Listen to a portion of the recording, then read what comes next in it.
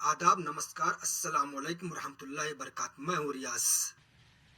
United States military began major combat.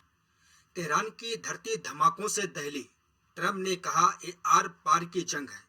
दुनिया की नजरें इस वक्त मध्य पूर्व पर टिकी हैं, जहां बारूद की गंध और मिसाइलों की गूंज से शांति को दफन कर दिया गया है। अमेरिका और इजराइल ने मिलकर ईरान के दिल यानी उसकी राजधानी तेहरान समेत कई शहरों पर विनाशकारी हमला बोल दिया है। ऑपरेशन एपिक फेरी तबाही का नया नाम। अमेरिकी राष्ट्रपति डोनाल्ड ट्रंप ने इसे महज एक हमला नहीं बल्कि मेजर कॉम्बैट ऑपरेशन करार दिया है। पेंटागन ने इस मिशन का नाम दिया है ऑपरेशन एपिक फरी। जमहूरी इलाका और रिवॉल्यूशनरी गार्ड्स आईआरजीसी के मुख्यालय के पास मिसाइलें गिरी, धुआं आसमान चूम रहा है और तबाही के निशान हर तरफ आए। सिर्फ तेहरान ही नहीं बल्कि कौम, तबरीज, इस्फान और करज जैसे ईरान के प्रमुख शहर भी आग की चपेट में घिरे हैं। डोनाल्ड ट्रंप ने व्हाइट हाउस से दहाड़ते हुए अपने इरादे साफ कर दिए हैं। उन्होंने दो टूक कहा, हम ईरान की मिसाइल शक्ति और उनके उद्योग को मलबे में तब्दील कर देंगे।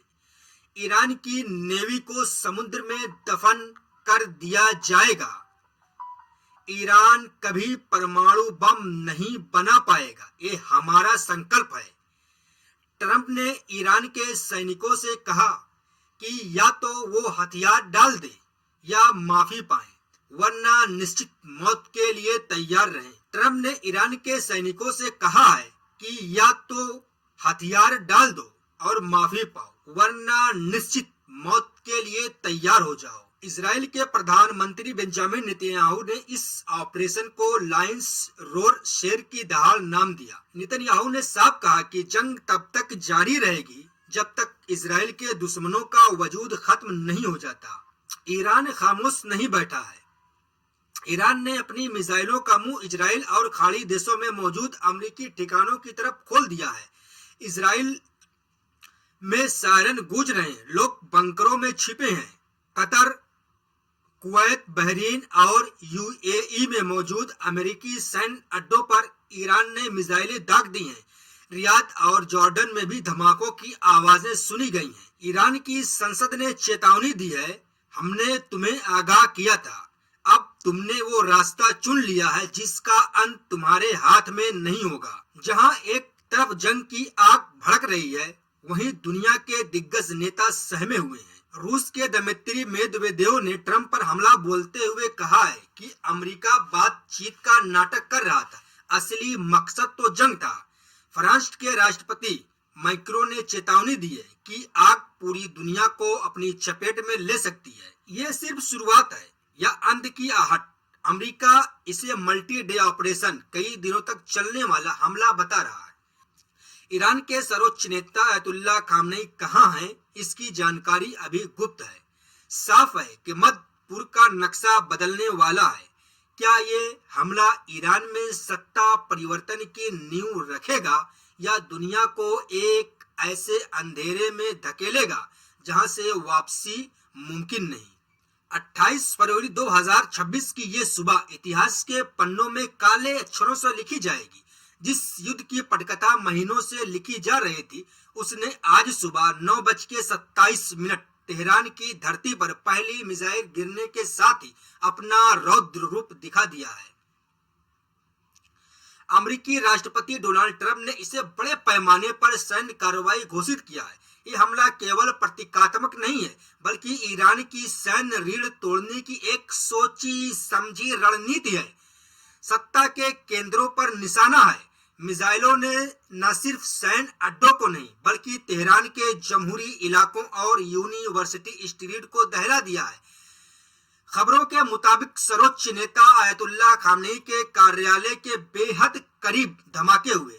86 वर्षीय खामेनी वर्तमान में कहां है, ये एक बड़ा रहस्य बना हुआ है। ईरान की सबसे शक्तिशाली सेना इस्लामिक रिवॉल्यूशनरी गार्ड कॉर्प्स के मुख्यालय को मलबे के ढेर में बदलने की कोशिश की गई। ईरान के इस्फान शहर और कुम, जहां ईरान के परमाणु और मिसाइल केंद्र स्थित हैं, तबरीज और केरमानशाह, जहां से ईरान अपनी पश्चिमी सीमाओं की रक्षा करता है, करज और लोरिस्तान, जहां यहाँ के आसमान में धुएं के गुबार और एंटी एयरक्राफ्ट गन की आवाज साफ सुनी जा रही है। राष्ट्रपति ट्रंप का अंदाज किसी पुराने योद्धा जैसा है। उन्होंने ईरान के सैन्य अधिकारियों को 2 विकल्प दिए हैं, आत्मसमर्पण और माफी या निश्चित मृत्यु। ट्रंप ने कहा, जब हम ये काम पूरा कर लेंगे तब ईरान की जनता के पास अपनी सरकार खुद चुनने का मौका होगा। ये शायद पीढ़ियों में मिलने वाला आपका इकलौता मौका है।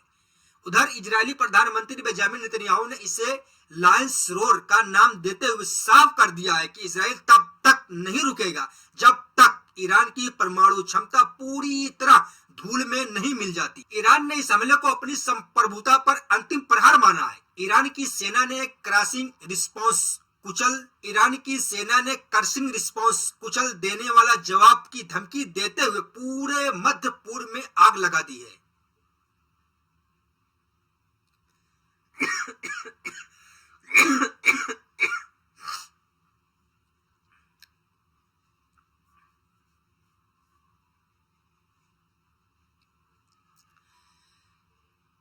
पुतिन के करीबी मेदवेदेव ने कहा है कि अमेरिका ने वार्ता को कवर ऑपरेशन की तरह इस्तेमाल किया, इसे अंतरराष्ट्रीय कानूनों का उल्लंघन बता रहा है। फ्रांस और यूरोपीय संघ ने चेतावनी दी है, ये आग सबको जला देगी।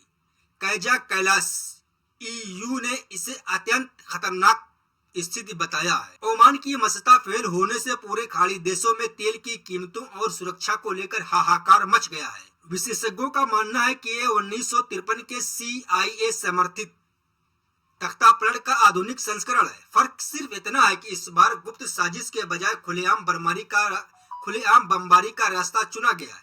अमेरिका चाहता है कि भारी बमबारी के बाद ईरान की जनता सड़क पर उतरे और व्यवस्था परिवर्तन को अंजाम दे। अमेरिकी अधिकारियों ने संकेत दिए हैं कि यह मल्टी डे ऑपरेशन यानी आने वाले 48 से 72 घंटे दुनिया का भविष्य तय करेंगे। हमारी नजरें इसमें बनी हुई हैं। आप चैनल को सब्सक्राइब करिए, हम लगातार आपको नए अपडेट देते रहेंगे। अस्सलाम वालेकुम रहमतुल्लाहि व बरकातहू।